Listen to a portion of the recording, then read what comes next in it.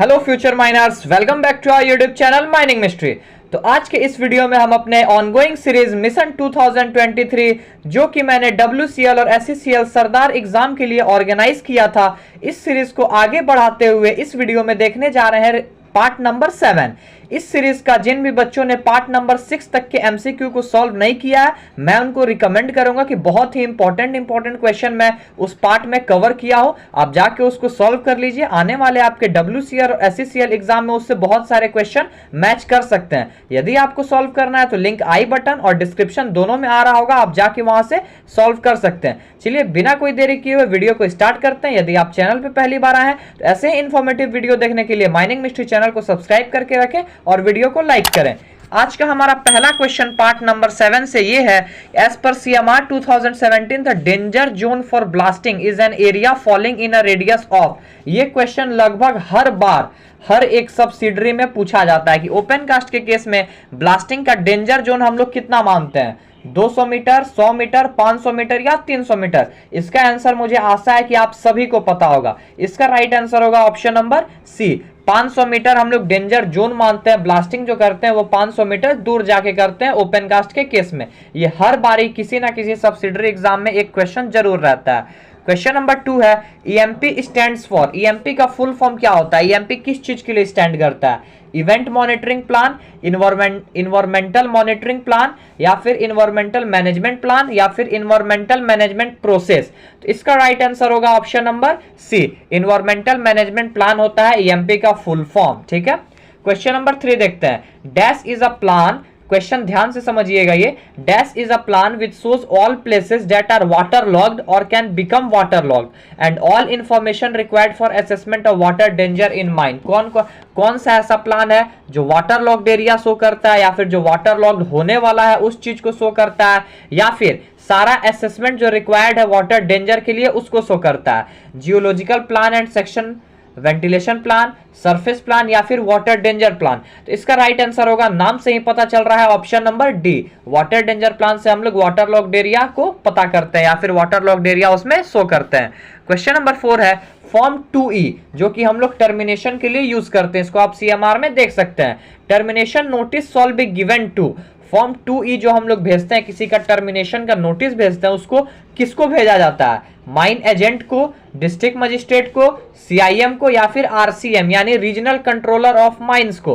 तो इसका सही आंसर होगा option number C, as per option. यही ऑप्शन अगर RIM भी रहता तो ये जो फॉर्म 2E है हम लोग CIM और RIM दोनों को भेजते हैं, लेकिन एज पर जो मैंने ऑप्शन दिया उससे सिर्फ होगा ऑप्शन नंबर सी, CIM को भेजा जाएगा। क्वेश्चन नंबर 5 देखते हैं, maximum allowable limit of sulphur dioxide. अब सल्फर डाइऑक्साइड एक जहरीला गैस होता है जो अंडरग्राउंड माइंस में पाया जाता है। इसका मैक्सिमम अलाउेबल लिमिट कितना है कि इससे ज्यादा नहीं होना चाहिए अंडरग्राउंड माइंस में किसी भी पार्ट में सल्फर डाइऑक्साइड, यानी कि SO2। 5 ppm, 10 ppm, 50 ppm या फिर 15 ppm। तो right answer of question number 5 is option number A, 5 ppm से ज्यादा किसी भी पार्ट में नहीं होना चाहिए सल्फर डाइऑक्साइड माइंस के किसी पार्ट में, अंडरग्राउंड माइंस में।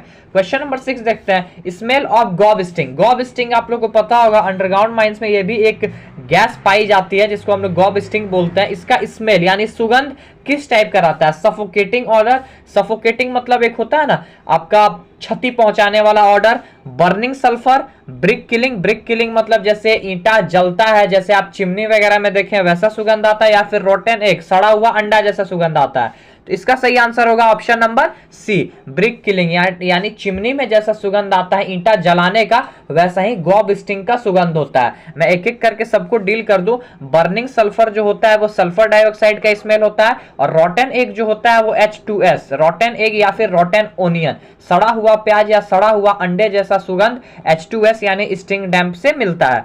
क्वेश्चन नंबर 7 देखते हैं, most toxic gases among. 4 option मैंने दिया, इसमें से सबसे जहरीला गैस कौन सा है? CO, H2S, SO2 या फिर आफ्टर डैम। तो इसका सही आंसर होगा ऑप्शन नंबर ए, CO। H2S, SO2 और NOx भी जहरीले गैस होते हैं, लेकिन इन चारों में सबसे ज्यादा जहरीला गैस होता है CO यानी white damp, carbon monoxide. Question number 8 आपका LC काकू गैस टेस्टिंग बुक से रिलेटेड है, इसका रेफरेंस आप उससे ले सकते हैं। फ्लेम सेफ्टी लैंप का टेम्परेचर कितना होता है? 950 degree Celsius, 1100 degree Celsius, 1200 degree Celsius या फिर 900 डिग्री सेल्सियस। तो इसका राइट और मोस्ट अप्रोप्रिएट आंसर होगा option number B, 1100 degree Celsius होता है। आप एलसी काकू का गैस टेस्टिंग बुक से इस क्वेश्चन का रेफरेंस ले सकते हैं।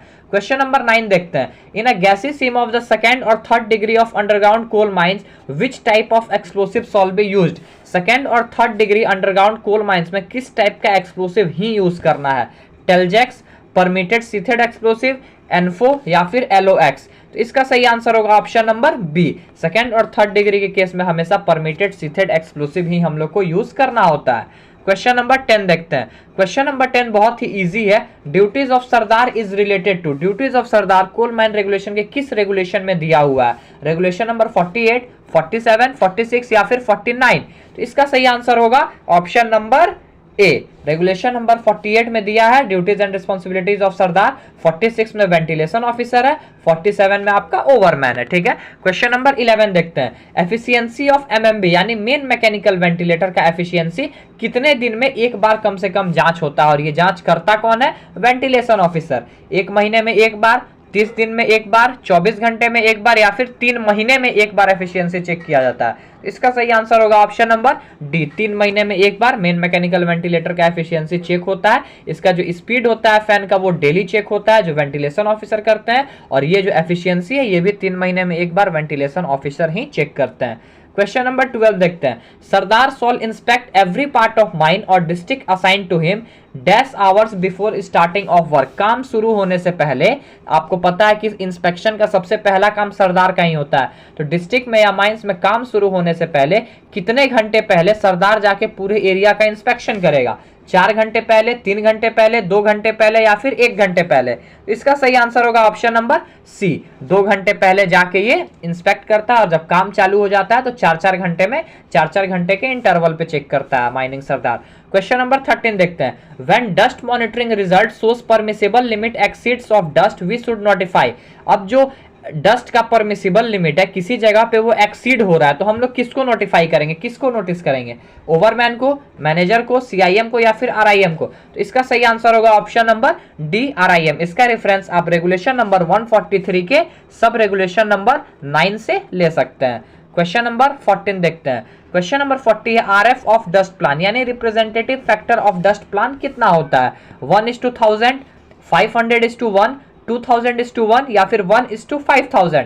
तो इसका राइट आंसर होगा ऑप्शन नंबर सी, 2000:1 जो होता है रिप्रेजेंटेटिव फैक्टर होता है डस्ट प्लान का। ठीक है, क्वेश्चन नंबर 15 देखते हैं।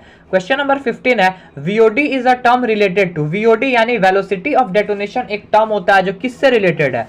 एक्सप्लोसिव से रिलेटेड है, एयर ब्लास्ट से रिलेटेड है, एक्सप्लोडर से रिलेटेड है या फिर टायर बस्ट यानी टायर के फटने से रिलेटेड है? तो इसका सही आंसर होगा ऑप्शन नंबर ए, जो वेलोसिटी ऑफ डेटोनेशन होता है वो एक्सप्लोसिव से रिलेटेड है। हर एक्सप्लोसिव का अपना अपना एक वेलोसिटी ऑफ डेटोनेशन होता है, वीओडी होता है। जैसे एनफो का 3500 होता है और वेलोसिटी ऑफ डेटोनेशन का जो यूनिट होता है वो मीटर पर सेकेंड होता है। ठीक है, इसको आप कहीं पे नोट कर लीजिए। क्वेश्चन नंबर 16 देखते हैं। Forms of CMR is specified by. अब सीएमआर में जितने भी फॉर्म्स हैं 1A, 1B, 2A, 2B, 2C, 2D, 2E वो किसके द्वारा स्पेसिफाई यानी किसके द्वारा अप्रूव्ड रहता है? सीआईएम के द्वारा, आरआईएम के द्वारा, सेंट्रल गवर्नमेंट के द्वारा या फिर मिनिस्ट्री ऑफ कोल के द्वारा? तो इसका सही आंसर होगा ऑप्शन नंबर ए, सीआईएम के द्वारा सारा फॉर्म जो होता है वो स्पेसिफाई होता है। क्वेश्चन नंबर 17 देखते हैं। क्वेश्चन नंबर 17 है every safety lamp shall be thoroughly examined once in. सारे सेफ्टी लैंप्स जो अंडरग्राउंड माइंस में यूज हो रहे हैं उसको थोरोली एग्जामिनेशन कितने बार, मतलब कितने दिन में एक बार किया जाता है? 24 घंटे में एक बार, 7 दिन में एक बार, 14 दिन में एक बार या फिर 30 दिन में एक बार? इसका सही आंसर होगा ऑप्शन नंबर बी, 7 दिन में एक बार सारे सेफ्टी लैंप का थोरोली एग्जामिनेशन किया जाता है। अब क्वेश्चन नंबर 18 है कि ये थोरोली एग्जामिनेशन जो होता है ये करता कौन है? ऑप्शन नंबर ए है मैनेजर, ऑप्शन नंबर बी है assistant manager, option number C है कंपिटेंट पर्सन या फिर ऑप्शन नंबर डी है ऑल। तो इसका सही आंसर होगा ऑप्शन नंबर डी, ऑल। तीनों में से कोई भी कर सकता है या तीनों कर सकते हैं। ठीक है, बहुत ही इंपॉर्टेंट क्वेश्चन मैं इस सीरीज में आपके लिए लेके आ रहा हूं। सारे क्वेश्चन को आप नोट करते रहिए, बहुत ज्यादा चांसेस है कि मैक्सिमम क्वेश्चन आपको इससे लड़ जाए, टैकल कर जाए। क्वेश्चन नंबर 19 देखते हैं। DGMS circular recommend adoption of dash type of stone dust barrier.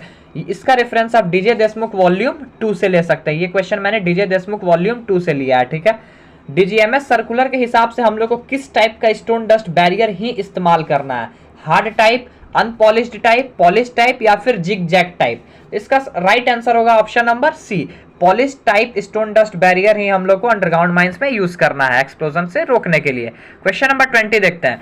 साइड्रोसिस is caused by inhalation of, siderosis एक डिजीज होता है जो किसके द्वारा, क्या चीज हम लोग नाक के थ्रू किस टाइप का हवा लेंगे तो होगा, मैग्नीशियम डस्ट वाला हवा, क्वार्ट्ज डस्ट वाला हवा, आयरन डस्ट वाला हवा नाक से जाएगा तो होगा, या फिर लाइमस्टोन डस्ट से जो हवा जाता है नाक के थ्रू उससे होता है। तो इसका राइट आंसर होगा ऑप्शन नंबर सी, आयरन। जिस हवा में आयरन डस्ट रहता है वो डस्ट हम लोग अपने नाक के थ्रू हवा से लेते हैं तो हम लोग को साइड्रोसिस बीमारी हो सकता है। आप ऐसे ही माइनिंग मिस्ट्री चैनल पे बने रहें। इस सीरीज का पार्ट नंबर 8 बहुत ही जल्द आपको मिल जाएगा। ये सीरीज तब तक ऑनगोइंग रहेगा जब तक कि आपका WCL और SCCL का एग्जाम ना हो जाए, तब तक ये सीरीज कंटिन्यू रहेगा। माइनिंग मिस्ट्री चैनल पे आप ऐसे ही बने रहें और माइनिंग मिस्ट्री फैमिली को सपोर्ट करते रहें। चलिए मिलते हैं अपने नेक्स्ट वीडियो में। टिल देन जय हिंद, जय भारत, टेक केयर।